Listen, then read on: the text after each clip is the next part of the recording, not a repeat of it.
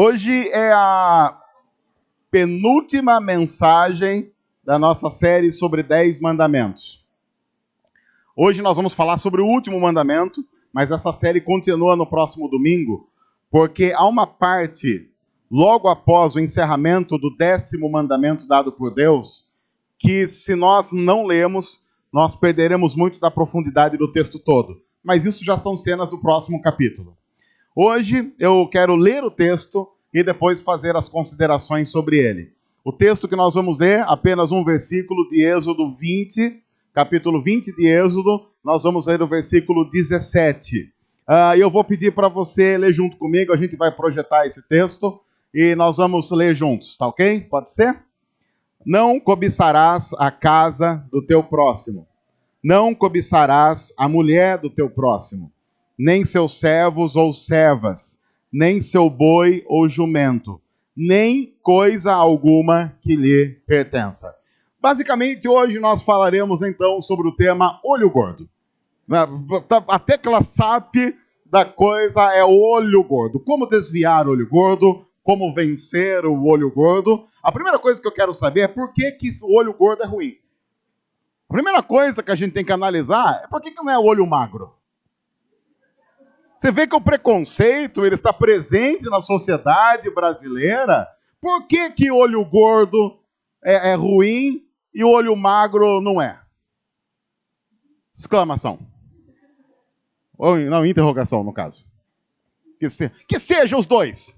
Eu quero colocar aqui a minha indignação com esse tipo de postura preconceituosa. O pior não é nem ser olho gordo.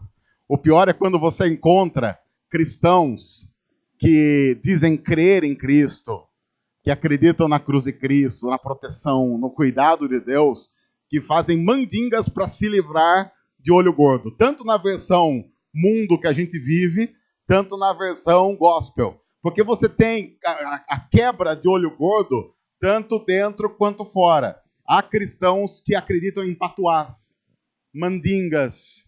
O que mais, Juliana, nossa assessora para assuntos de...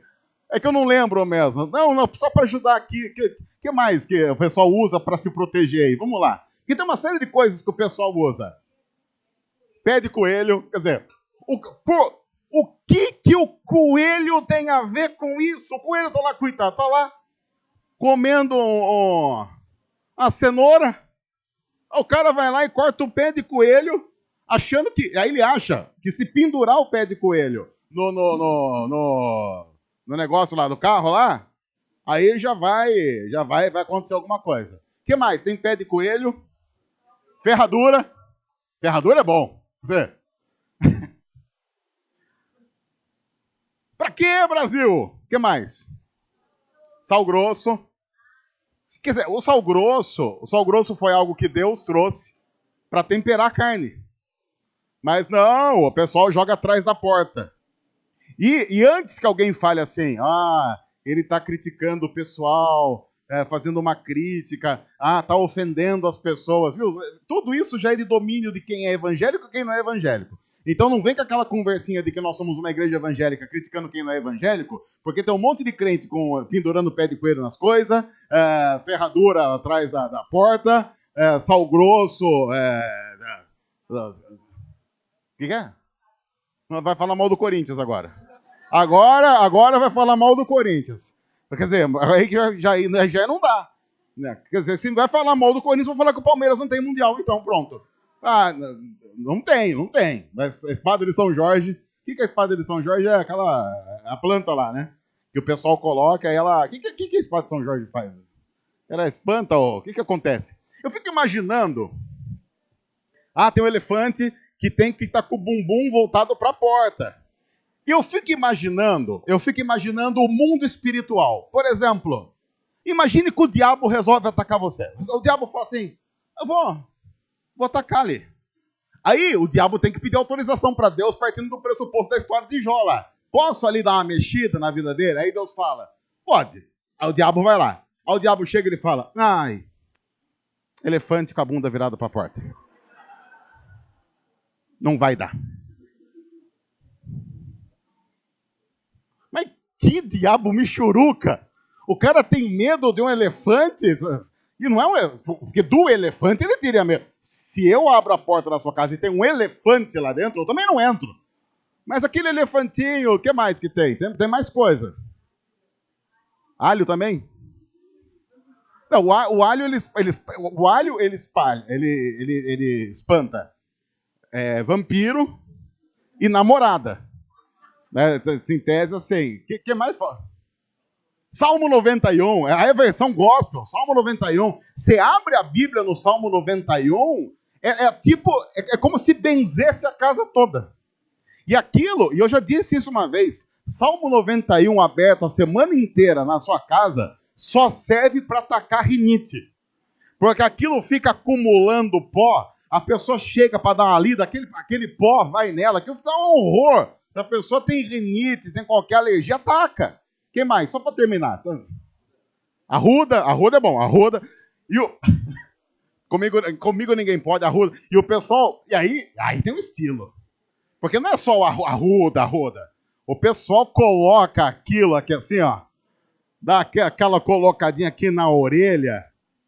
Aí ele fala assim, ó, desde que eu coloquei a arruda na orelha, ninguém nem chegou perto. Mas também?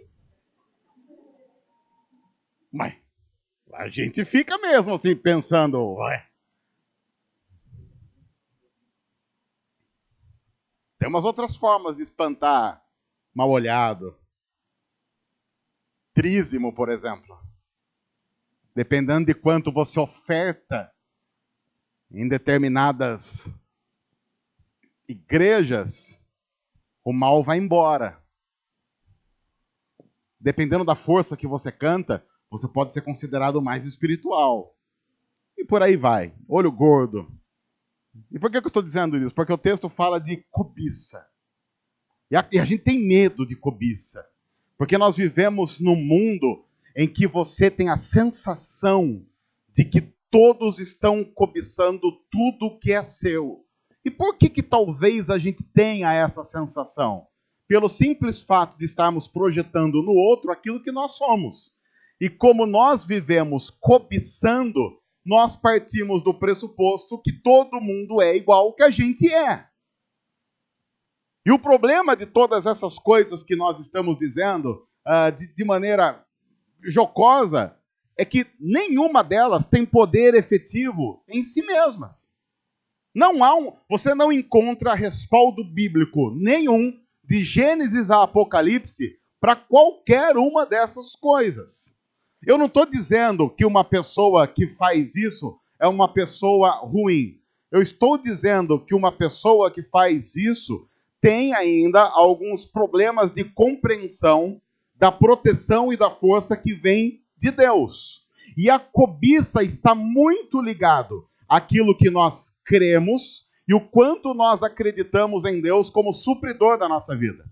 Nos 10 mandamentos, Deus está formando o povo dele. E quando você pega todos os 10 mandamentos, você vê que Deus está trabalhando cada área da vida do povo. E Deus também não tem muita pressa em fazer isso. Deus não está dando os 10 mandamentos pensando assim, a partir de amanhã o povo é outro. Não, tanto é que Deus vai dizendo, olha, você vai contar isso aos seus filhos, aos seus netos. São gerações formando outras gerações, ensinando o caminho do Senhor e formatando a vida para que a gente vá sendo mais parecido com Jesus. Porque lembre-se, se você deixar o barco rolar da forma como o vento vai batendo, você vai estar cada vez mais distante do local que Deus separou, reservou para você. Quando nós não estamos atentos e vamos simplesmente vivendo a vida conforme a onda vai batendo, nós vamos cada vez nos afogando mais. E a Bíblia é um livro, a palavra de Deus, que vai corrigindo a nossa rota dia após dia, porque nós precisamos de correções diárias, todos nós, absolutamente todos nós. E aí eu quero então aproveitar essa mensagem nessa noite para fazer algumas considerações sobre a cobiça. Essa mensagem não é do tipo 5 ou 6 passos para vencer a cobiça, mas é uma consideração a respeito do que a Bíblia diz sobre a cobiça e por que Deus está dizendo para o povo dele que cobiçar não é algo legal. A primeira coisa é que quem cobiça não está feliz com o que tem. Isso é óbvio. No entanto, o cobiçador será um eterno infeliz. E eu vou dizer o porquê daqui a pouco. Mas se você se vender a esse mundo de cobiça, de ficar buscando no outro aquilo que você não tem, ou o que o outro tem, e buscar viver para conquistar aquilo que o outro conquistou, há uma coisa que você precisa considerar. Você será um eterno infeliz. Por quê? Porque, em primeiro lugar, a cobiça demonstra uma falta de confiança em Deus que nos supre de acordo com as nossas necessidades. Há um problema espiritual que nós enfrentamos hoje. As pessoas procuram Deus esperando que Deus vá satisfazer as suas vontades. E a Bíblia só promete satisfação de necessidades e não vontades. Mas quando nós paramos, por exemplo, para pensar nas orações que nós fazemos e nos pedidos que nós colocamos a Deus, seja sincero, nós pedimos necessidades ou muito mais vontades, ou talvez caprichos, ou desejos que nós temos e que poderíamos muito bem viver sem?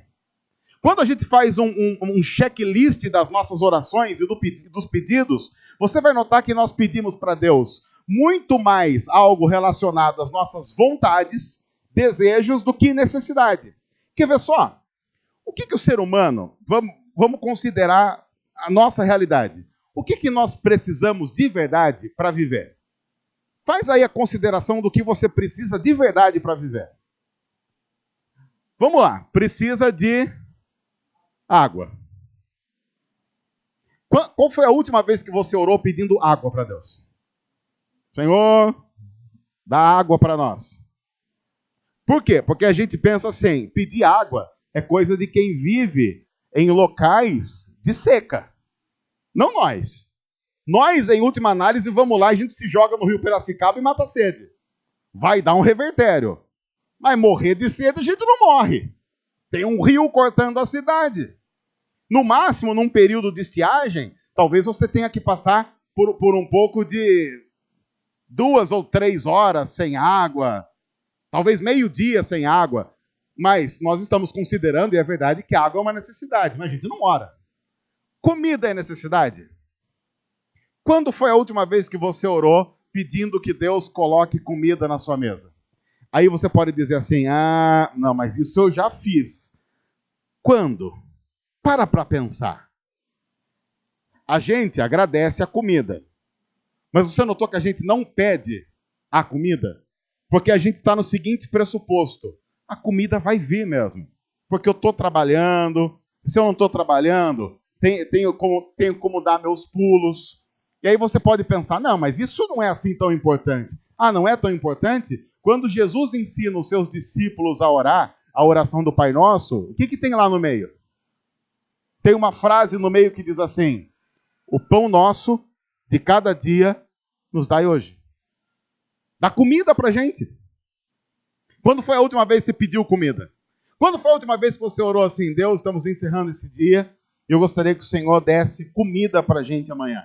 Não, já está no pressuposto que isso a gente já tem. A gente não precisa pedir.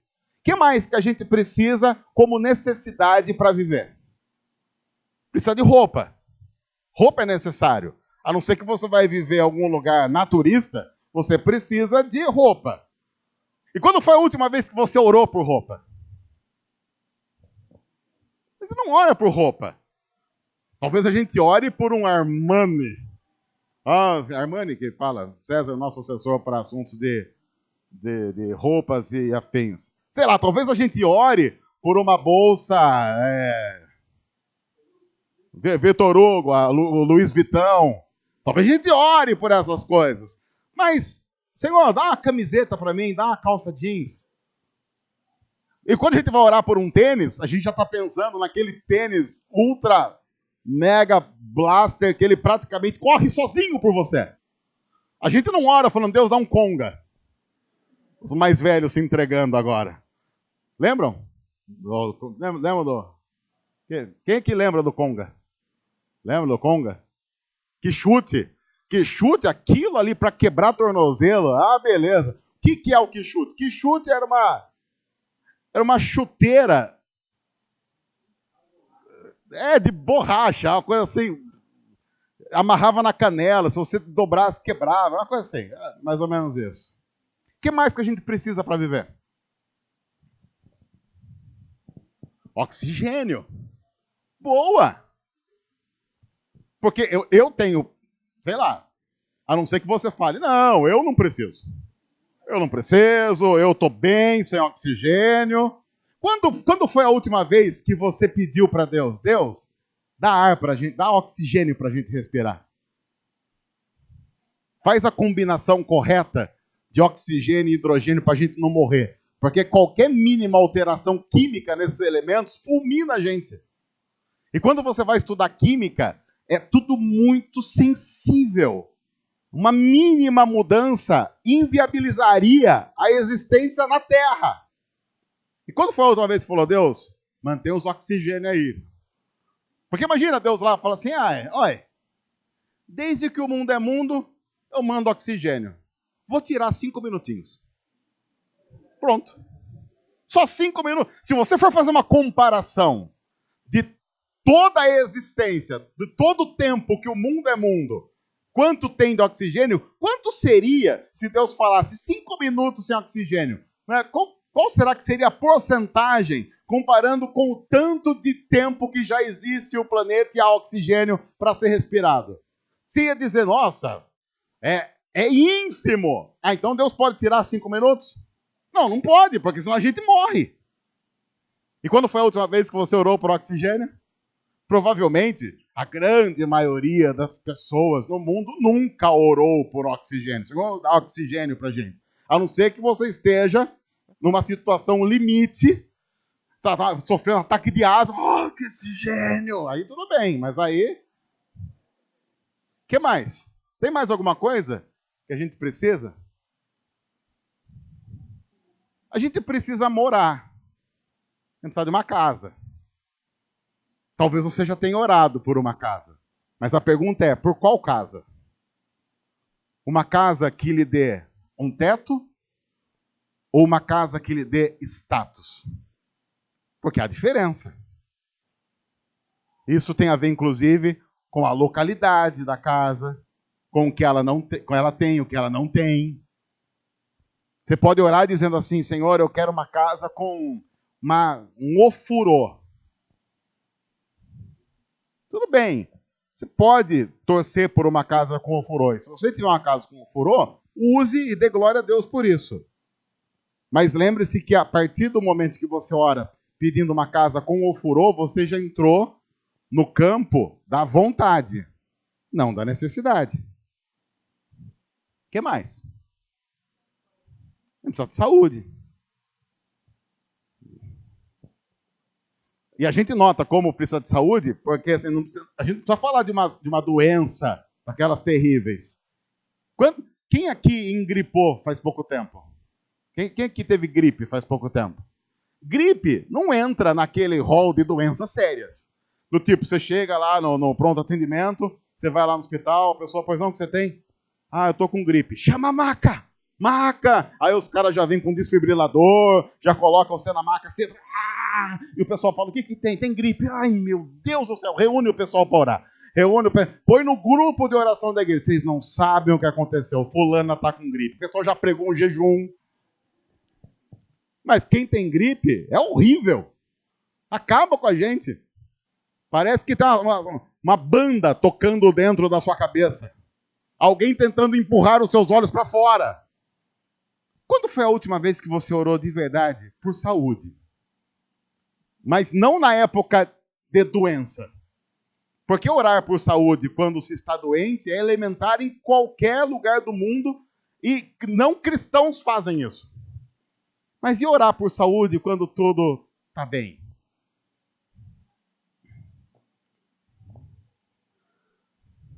Você só terá em Deus aquilo que precisa ter. Você só terá em Deus o que você precisa ter. E a gente tem que lembrar que filhos são diferentes de filhos e filhas são diferentes de filhas. Então Deus trata a cada um de nós conforme as nossas necessidades. Alguns precisam de X por algum motivo que não vem ao caso, e outros precisam de 2x por outros motivos que não vêm ao caso. No entanto, lembre-se, o excedente, tudo aquilo que em Deus você não precisa, sempre o afastará de Cristo. E eu sei que é muito ruim ouvir isso no mundo de cobiça. Eu sei que essa é uma frase totalmente contrária ao mundo que nós estamos vivendo, que vai dizer que mais é sempre melhor, que ostentar é legal. Mas eu quero dizer uma coisa para você. Biblicamente, em Deus, você só terá aquilo que é o necessário. E eu não estou querendo dizer que você obrigatoriamente tenha que ter uma vida de pobreza ou riqueza, seja lá o que for. Eu estou querendo dizer que nós precisamos aprender a estarmos contentes e satisfeitos com o que nós temos. E saber que às vezes nós não temos o que não temos, não porque o diabo está tirando de nós, mas porque Deus não está nos dando. Porque ele sabe que se der 1 centavo além daquilo que nós suportamos ter, nós nos afastaríamos dele. Eu tenho uma filha de 11 anos e uma filha de 6. Se a minha filha de 11 anos pedir uma moto para mim, você acha que como pai eu devo dar ou não devo dar? Eu não devo dar. Por quê?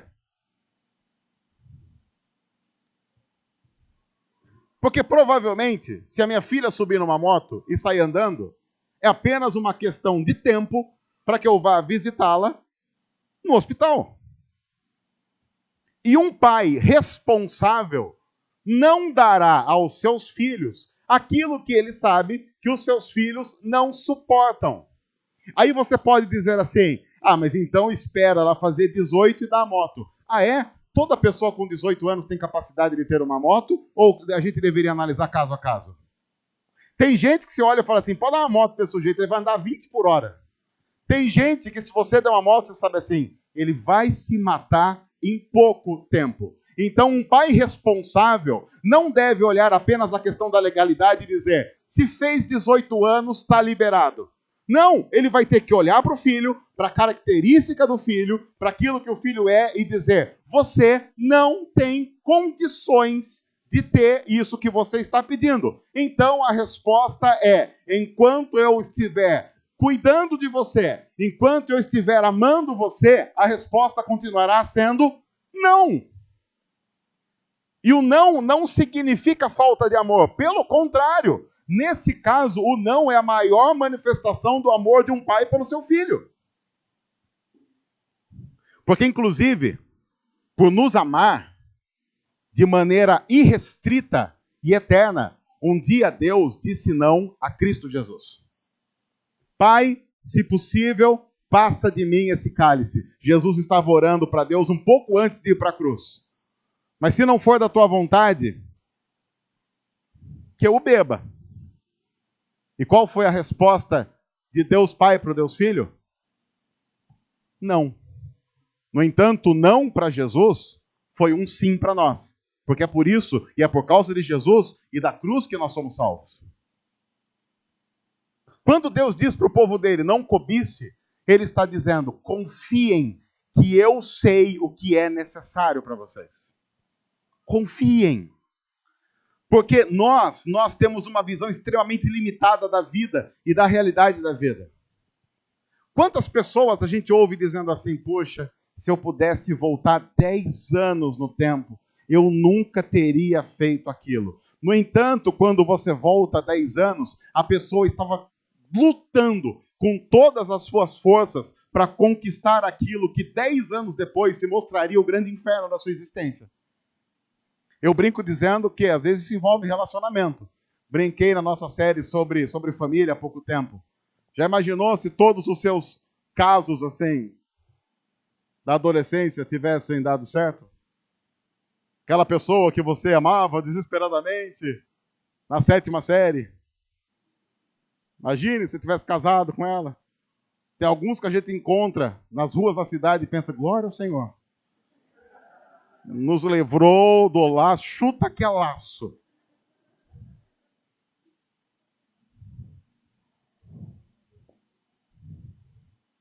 Deus sempre supre as nossas necessidades, mas não necessariamente nossas vontades. O que não significa dizer, e é importante, que você não deve lutar por algumas coisas que, sim, não são necessidades, mas são vontades. Senão nós viraríamos seres que vão viver o outro lado dessa moeda da cobiça. Significa que você viajar com a família é ruim? Não, não é ruim. Ninguém vai dizer, ir pra praia não é legal. Ir pra praia é legal. Se você não gosta de praia, sei lá, ir pra montanha. Se você não gosta de montanha, você pode, sei lá, não tendo praia, montanha, tem o quê? Sobrou o quê? Você pode ir para São Pedro, tá aqui do lado. Pega, põe a família no carro, vai para Águas de São Pedro. Vai passear lá na avenida, tem o córrego ali no meio, tem as coisinhas ali, tem aquela loja de doces que eu não vou fazer propaganda gratuita aqui. Começa com Z e termina com A. Não vou fazer propaganda. Tem sorvete, tem açaí, tem o que tem lá mais? Tem um monte de coisa. Dá para andar de charrete, trenzinho, dá para fazer um monte, dá para fazer piquenique. Não importa, isso não é problema. E você deve ser grato a Deus pela oportunidade de poder vivenciar isso. O que você não pode é viver para isso. E esse é o ponto. Nós somos ensinados a viver para essas coisas. De uma tal forma que se essas coisas não acontecerem, pelo motivo que for, tornam o nosso coração infeliz. Porque aqui o texto diz, você não vai cobiçar a mulher do próximo, seu servo, suas servas, boi, jumento, nem coisa alguma que lhe pertença. Mas você também não vai ficar vivendo, cobiçando sensações, desejos e sentimentos e vivendo para eles. Porque tudo que você cobiça passa obrigatoriamente a ser um ídolo no seu coração. Por quê? Porque você passa a viver para aquilo. Claro que nós podemos incluir aqui um outro fator preponderante na questão cobiça. Money, dinheiro. Sempre, sempre. A não ser que você seja o grande cara, a grande mulher. Sempre vai ter alguém com mais dinheiro que você. Sempre vai ter. A não ser que nós não saibamos que você seja o homem mais rico do mundo e está frequentando aqui a nossa igreja. Do contrário, se você é uma pessoa normal, sempre vai ter alguém com mais dinheiro que você. Sempre vai ter alguém fazendo uma viagem mais legal que você. Sempre vai ter alguém indo para um hotel mais legal que você. Com um carro mais legal que você. Qual é a solução para isso? Lutar para chegar onde essa pessoa está? Não, contentar-se com aquilo que já se tem e o que vier além daquilo que eu já tenho, de acordo com as minhas necessidades, ser grato a Deus e não me vender para aquilo. Do contrário, como eu disse no começo, você será um eterno infeliz. Eterno. Uma outra coisa é que quem cobiça geralmente se coloca numa posição de superioridade com relação ao outro. Porque funciona mais ou menos assim. Eu olho para o que o outro tem e penso assim, ele não merece. E eu quero dizer uma coisa, é muito provável que não mereça. Porque uma pergunta tem que ser feita, quem merece? E quem merece o quê? Segundo o que a Bíblia diz a nosso respeito, qual é a única coisa que nós merecemos de verdade? A única coisa que você poderia dizer assim, não, isso a gente merece mesmo. Qual é? Inferno. A única coisa que a gente poderia dizer com categoria que nós merecemos é ir para o inferno. Porque, ô desgraça, como a gente é ruim, né, gente? Mas a gente é muito ruim. Eu não sei se você tem noção de quanto você é ruim, mas você é muito ruim. E por que eu sei que você é ruim? Porque eu sou tão ruim quanto, ou até mais. E geralmente seres humanos, você pode ser diferente no tipo de ruindade. Mas a gente tem ruindades, e eu não vou perguntar aqui qual é a sua ruindade preferida, mas todos nós temos. Conheça um pouquinho. Às vezes, e por isso que eu fico louco quando a pessoa fala assim, não, eu vou casar porque essa pessoa vai me fazer feliz. Não tem como. Por que não tem como uma pessoa fazer a outra feliz? Porque aquela pessoa que está com a incumbência de fazer a outra feliz não consegue nem se fazer feliz. Quem nos faz feliz é Deus. E que pode usar outras pessoas para ajudar nesse processo. Mas veja, quando nós começamos a projetar no outro aquilo que o outro não tem, fazemos do outro um ídolo e isso vai acabando com a nossa vida. E quem cobiça vai se colocando numa posição de superioridade. Por que ele tem o que eu não tenho? Inúmeros fatores. Há diversos fatores. Alguns controláveis e outros não. Alguns têm o que a gente não tem porque simplesmente herdaram aquilo que tem. E se você é neto e filho de um milionário, a chance de você ter mais dinheiro é muito maior do que alguém que é filho de um operário que trabalhou a vida inteira ganhando um salário. É muito maior. Tudo bem que a vida pode dar suas voltas e reviravoltas e mudar isso. Mas eu estou falando de probabilidade. Mas também pode ser que a outra pessoa tenha muito mais do que você, porque ela simplesmente roubou o que tem. Eu não vou cair naquela coisa de que todo rico é ladrão, de que todo pobre é honesto, porque essa conversinha fiada não cola. Quem conhece o mundo como o mundo é, sabe que tem rico honesto, tem rico sem vergonha, também tem pobre honesto e também tem muito pobre sem vergonha. Tem rico que é humilde com relação ao dinheiro e tem pobre que vive por dinheiro a vida toda. Tem pecado para tudo quanto é lado, de todos os gostos, em todas as classes sociais. Porque o que define o pecado não é a classe social. É nós nascemos em pecado, como a Bíblia diz que nós nascemos.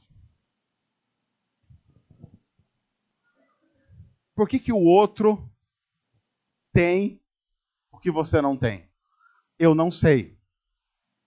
Mas a nossa comparação não deve ser com o outro. A Bíblia diz que nós devemos nos comparar sempre com Cristo Jesus.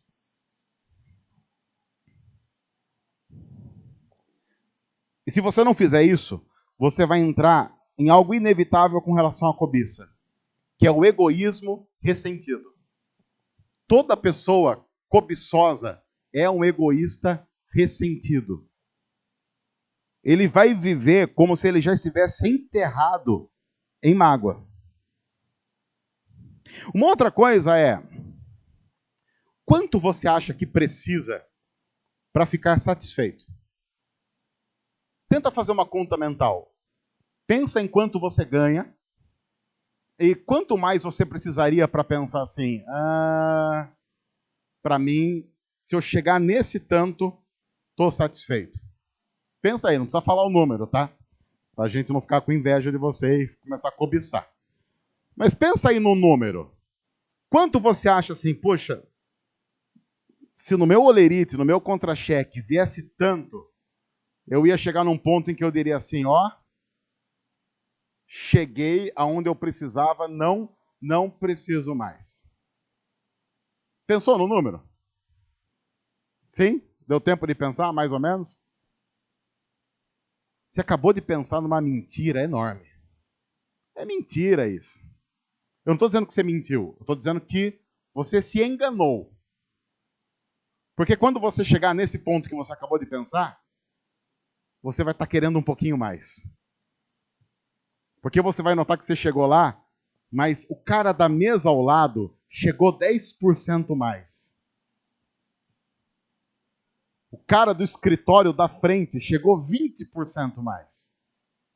E aí você volta de novo para o círculo vicioso do ressentido, comparando-se àquele que tem mais que você, talvez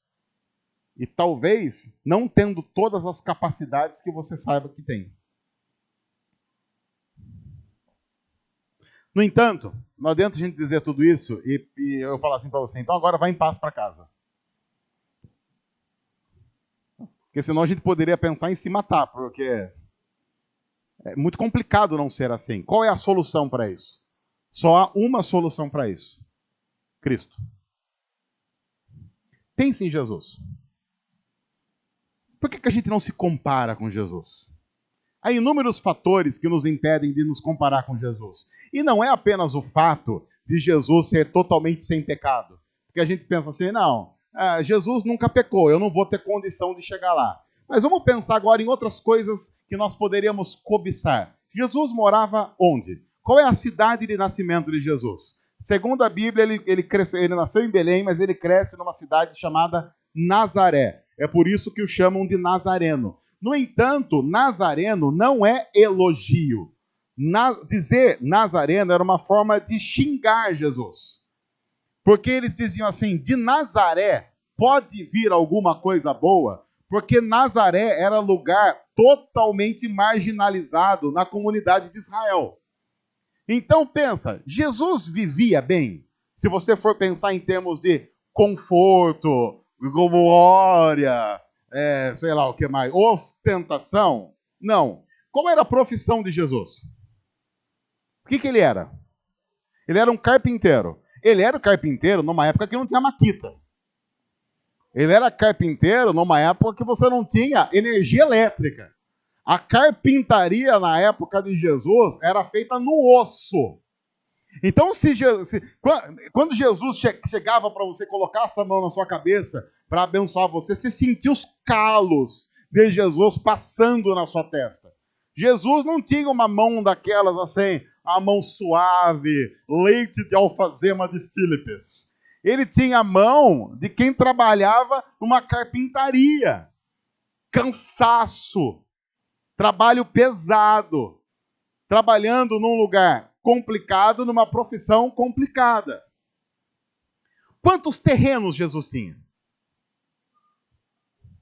Quando ele morre, o pessoal tem que correr para arranjar o quê? Um túmulo emprestado de alguém.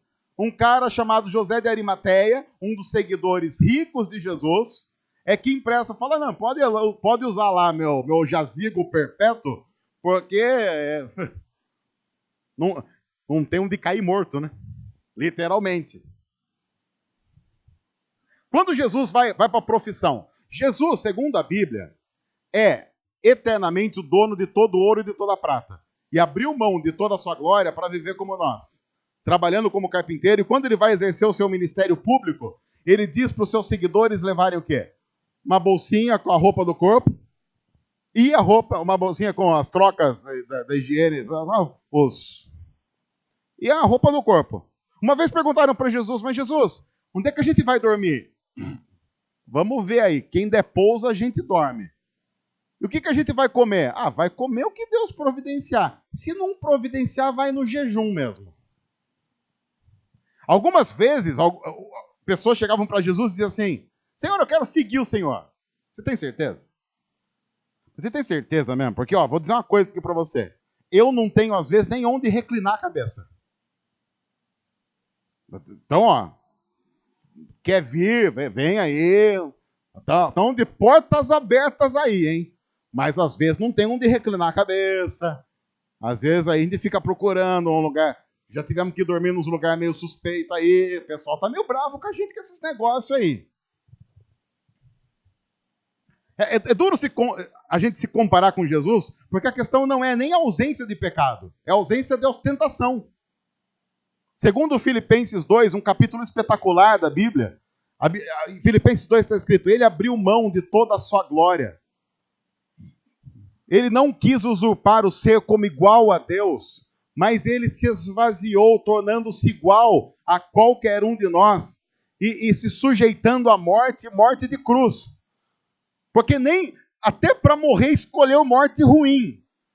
Porque se o lance era morrer, podia ser, morre de infarto. Morreu, infartou, pronto, morreu dormindo, depois ressuscita, pronto, e beleza. Não, morte de cruz. E quando você olha o relato do processo de crucificação, é uma coisa angustiante.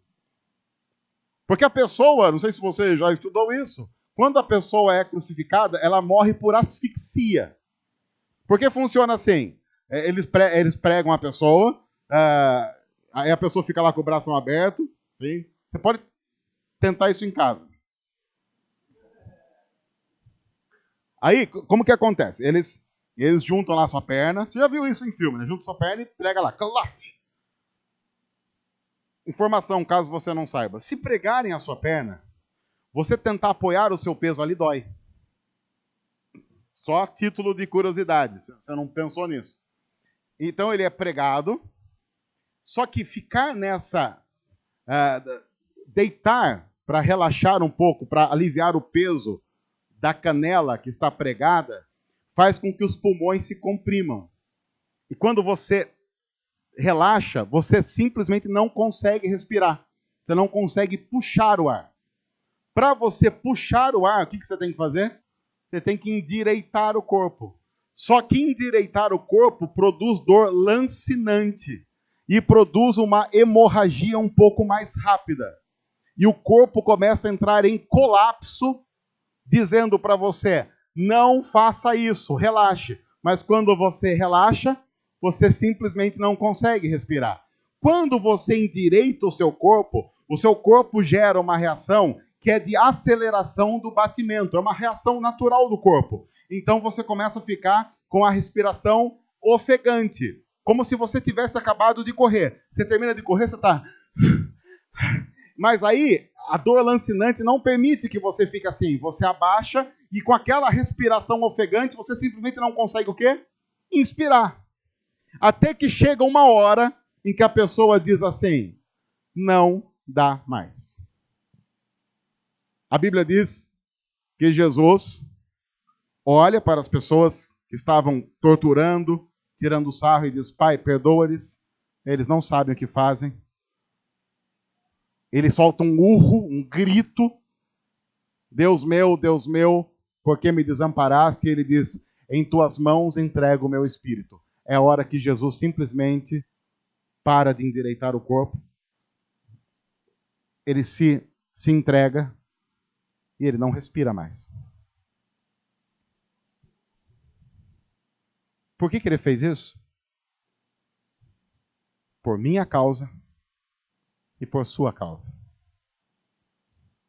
Qual era a cobiça na vida desse homem? Segundo o que a própria Bíblia diz, Jesus só tinha um desejo: fazer a vontade de Deus. Só um desejo. Ele disse isso, eu vim para fazer a vontade daquele que me enviou. E aí eu quero voltar para o começo. Quando foi a última vez que nós oramos? Senhor, nos ajuda a querer apenas a tua vontade. E tira de nós tudo o que é obstáculo a esse desejo. Mas orar assim é difícil. Porque já imaginou você dizer, Deus, tira da minha vida tudo o que me afasta da tua vontade? A pergunta que a gente tem que fazer é, o que será que Deus tiraria? Não dá medo. Não dá medo. Porque talvez a gente possa parar para pensar que Deus vai tirar aquilo que a gente mais gosta e mais se apega. E vai descobrir que não é Cristo. Eu me lembro do relato do pastor Mário Freitas, com quem eu tive o prazer de dividir alguns anos no seminário. Trabalha numa missão chamada Missão Mais, de apoio a cristãos perseguidos. O pastor Mário hoje mora fora do Brasil, e ele conta a história de um homem que ele conheceu, que era perseguido no seu país por ser cristão. E várias vezes as pessoas disseram para ele, se você não deixar Jesus, se você não negar Jesus, você vai sofrer sérias consequências. Ele apanhou várias vezes. Até que um dia, o pastor Mário conta que entraram na casa desse homem. Pegaram a sua mulher, a despiram na frente dele e começaram a violentá-la em sequência. Dizendo para ele que era obrigado a ver o estupro da sua esposa. Se você não negar, a gente não para. E enquanto aquela mulher cristã era violentada, ela olhava para o seu marido e dizia assim, meu amor, não negue. Não negue. Porque Jesus é a única coisa que a gente tem. Não negue. Porque Jesus é a única coisa que a gente tem.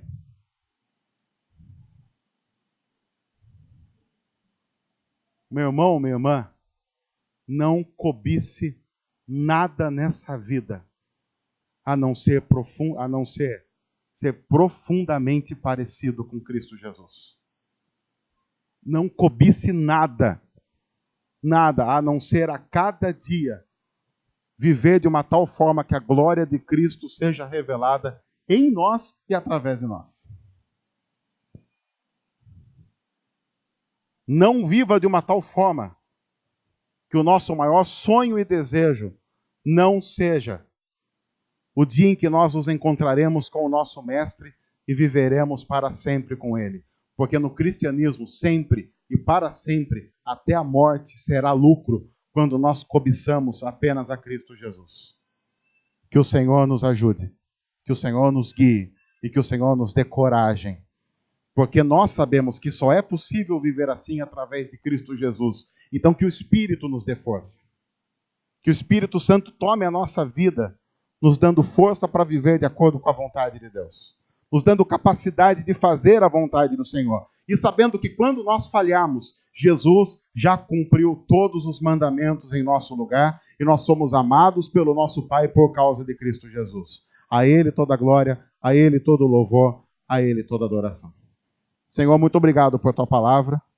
Nós pedimos que o Senhor nos ajude a viver para a glória do Senhor, confiados em Cristo Jesus, amando a Cristo Jesus e cobiçando sermos mais parecidos com Cristo a cada dia da nossa caminhada. Nós pedimos que seja assim, Pai, em nome de Jesus. Amém. Olá pessoal, tudo bem? Você pode abençoar muito o nosso ministério fazendo o seguinte: se inscrevendo em nosso canal, deixando o seu joinha aqui embaixo, comentando e compartilhando essa mensagem com outros. Vai abençoar muito o que nós temos feito aqui e vai fazer com que outras pessoas possam ser transformadas pelo amor de Jesus através da mensagem do Evangelho. Deus abençoe, obrigado, que Deus cuide de cada um de nós.